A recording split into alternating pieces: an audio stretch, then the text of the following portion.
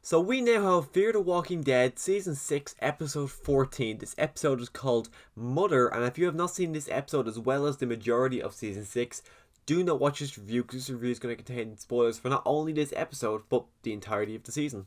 You've been warned.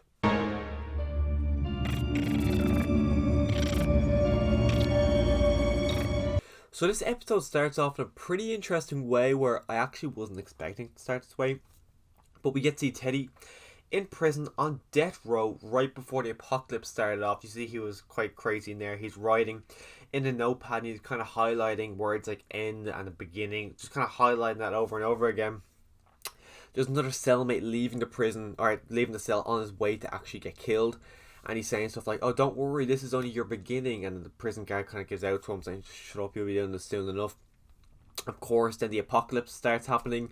You see the guy who had just been killed walks out. He ends up killing the two cops.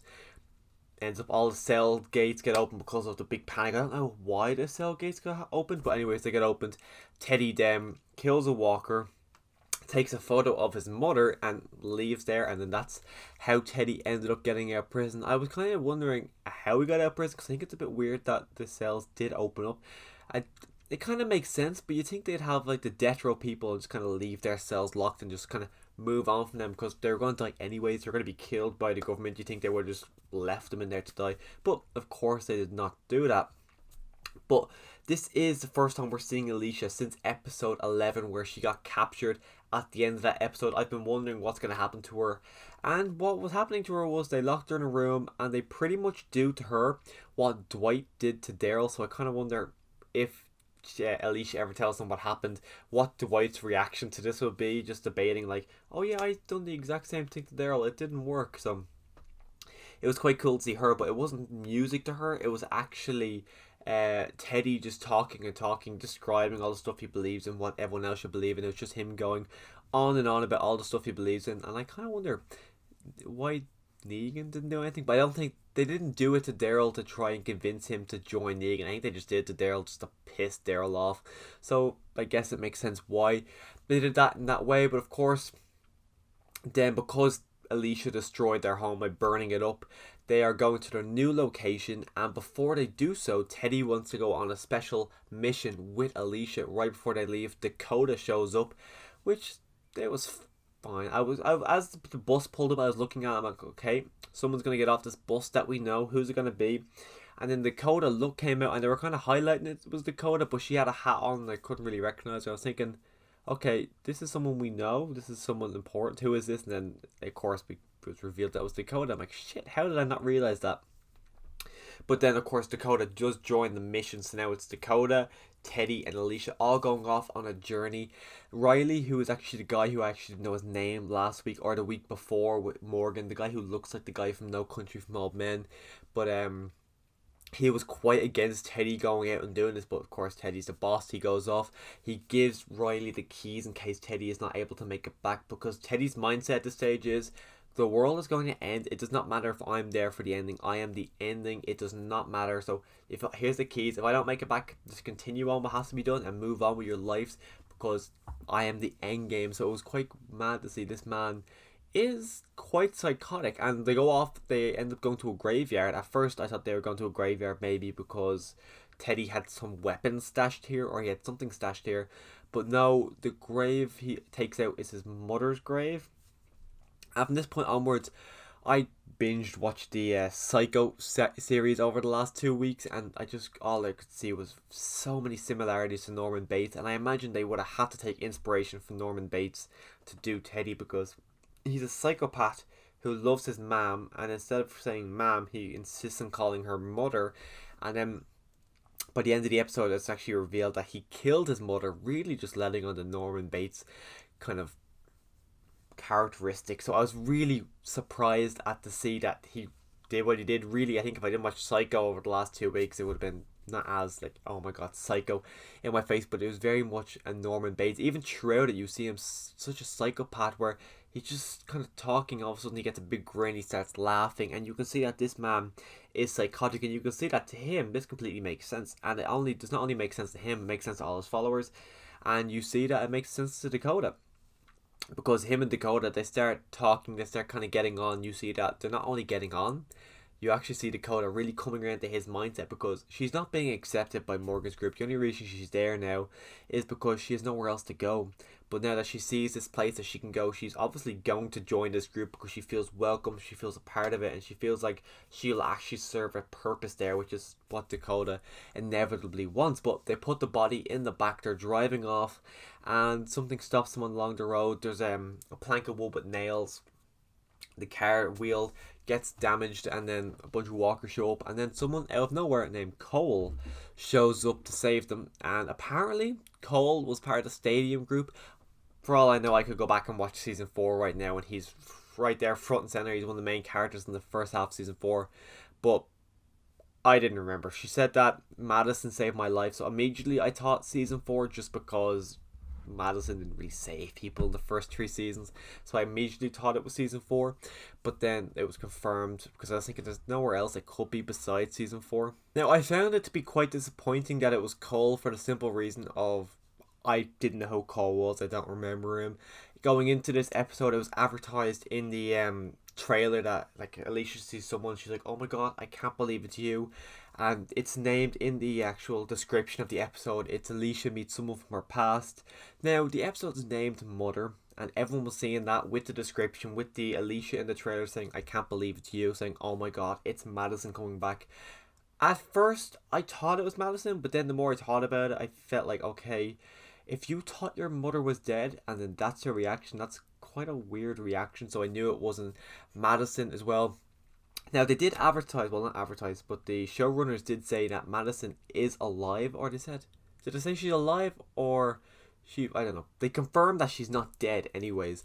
So I know she's going to show up at some point. There's no way they're going to say that and not bring Madison back, the person who was the lead of season 1 through 3. So I imagine at some point Madison is going to come back. But I didn't predict it, because at this stage, I feel like almost every episode, I feel like, okay, Madison might be coming back. Like, even season 5, well, the paintings on the tree, which was really kind of letting us know that that could be Madison, when that was just revealed as Wes or West, whatever his name is. I was quite disappointed by that. So I didn't think it was going to be him. But I did think it was going to be Walker. And if you can't remember who Walker is, he's the Indian guy from season 3. And I really thought it was going to be him, because he just disappeared and we never got to see him again. So I was kind of going into this episode thinking it would be him, and then just to see that it was this random character named Cole meant absolutely nothing to me. He even lists off some other people that survived. Again, knew none of them, meant nothing to me whatsoever. Again, I could just watch season 4 and they could be right there front and center, but for all I know, they were just written into this episode here and just told, okay, these were here in season 4, just believe it, we're telling you this is the information you got to believe. So I didn't really care. And then they're making their way to an auto shop to get a new tire, because of course their tire had been ruined. And then it's revealed that Cole is a bad guy and his whole group are bad guys. I saw that a mile away coming. I knew that's what the big reveal for Cole was going to be. And it kind of felt like Alicia, you could tell from Alicia's perspective, she felt so betrayed by the fact that Cole's a bad guy. Now he's holding Alicia by gunpoint, because the only reason they're alive is because Madison sacrificed herself to save them. And Alicia's looking at this now saying, my mom sacrificed her life for you to have your life, and you're just here wasting your life. So she feels like it's just a complete smack in the face, which of course it is a smack in the face, but it's really going towards Teddy really putting it forward that, okay, this is the point I'm trying to make. And then they get back to the car. The whole way Teddy's kind of a weirdo. Just the best way of putting it, Teddy's a weirdo. And they get back to the point, and Cole is saying, okay, tell me where this place is. You got so much supplies, so much of everything. I want to know where it is. You're going to tell me exactly where this place is. He says he's not going to. You can kill me for all I care. And then, of course, Cole takes the body down off the back of the truck, and he threatens to kill the body. And I was thinking for a second, okay, he's probably going to go a bit mad over this, but just not only shooting it, but just ripping the body and throwing it on the ground, but he's not reacting at all. I thought that was quite weird, because at this point I was imagining Norman Bates, and I imagine if that was Norman Bates and someone did that to his mother's body, he would freak out. But Teddy didn't do anything, and then it's revealed that that's not even his mother after he blows the woman's face open, and then you see bugs and everything going all over the place, which at that point I found that disgusting, because there was multiple points throughout this episode where Teddy had actually kissed this body, so he's psychotic. He's so psychotic. But it's revealed that's not even his mother's body.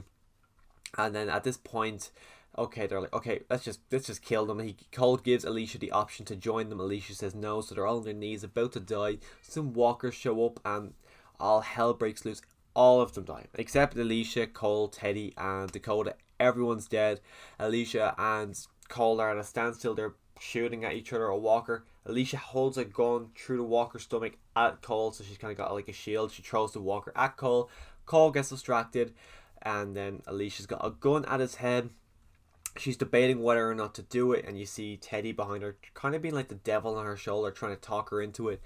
And she killed him, but she didn't kill him because of Teddy. She killed him because she felt like her mother's legacy was being tarnished and destroyed by what this guy's doing. The fact that Madison had saved them and he's just out there wasting his life, destroying other people's lives. She just felt, okay, we gotta take them out. So now this group is just gone. Didn't care. For a moment there, I actually thought they were going to come back and join Morgan's group, just to make that group bigger and just show more familiar faces, even though I don't recognize them, but at least some more characters in the background that we actually know their name of. But of course, that's not what happened. They are all dead now. And because of this, we actually kind of get to see Teddy actually reveals his plan to Alicia. So now she knows the plan, and after hearing the plan, she wants to blow his brains out. So she's getting ready to pull the trigger, shoot him in the head, and then Dakota points the gun at Alicia, really doing a standstill. And I was like, fuck's sake, Dakota, they really gave you a second chance, and then here you are just ruining it. Because at the start of the episode, I actually was kind of going off the fact that it looked like what they did to Charlie, they were going to do to Dakota, and I'm really glad they didn't. They're not going down that road, because I don't like Charlie. I don't know anyone who actually likes the character of Charlie, and it felt like, from memory now, I know Alicia was mad at Charlie, but it felt like Alicia just completely ignored Charlie when she did kill Nick. But it seems more like Alicia's more annoyed at Dakota for killing John. It could be completely wrong if I went back and watch those episodes, but just judging off memory from 3 years ago now, it just feels like she was more annoyed at Dakota. I could be wrong again, but who knows? That's just from memory. I'm going off that. She says on the walkie she's trying to get in contact with Morgan just to let Morgan know the information. Strand picks up the walkie. She asks Strand if she can trust him. He says of course. Gives the information to Strand, and then a bunch of people rush up behind. You got Riley. This is Teddy's group. They're taking them all away. Dakota's, don't worry, it's only Strand. He's probably bolting his way out of there now by this stage. They take Alicia to the new place they're living in. It's a hotel. Underneath the hotel is a bunker that the government had made just in case something like this happened. He locks Alicia up, saying that fact that he is the end and she is the beginning. The world is going to end with him and she's going to bring a new one. She says, oh, I don't want you to I'm not going to do the world the way you want it. And he goes, that's exactly what I want you to do. So that's the end. You see Alicia locked up in the cell. Teddy's getting ready to blow the shit out of everywhere, and I honestly think he's going to succeed. My predictions, now we don't have a trailer or anything, we don't know what's happening moving forward, but I imagine he's actually going to succeed here, and I'm really excited to see what is going to happen. So if you want to hear my thoughts moving forward on episode 15 and 16 of Fear the Walking Dead Season 6, hit the subscribe button, you can come back and watch my review of those 2 episodes. But as a whole for this episode, I found it enjoyable. It's not the best of the season by any stretch, but I just liked being with Alicia. I liked seeing all the kind of the logic Teddy's going around. I think I found it really interesting to watch. But again, the big reveal that they were kind of letting it on that some big major character was coming back and it was just some random guy, I found that to be disappointing. But the way the episode wraps up, I'm really excited for episode 15 and 16. If you want to hear my thoughts again, click that subscribe button, and as always, thanks for watching.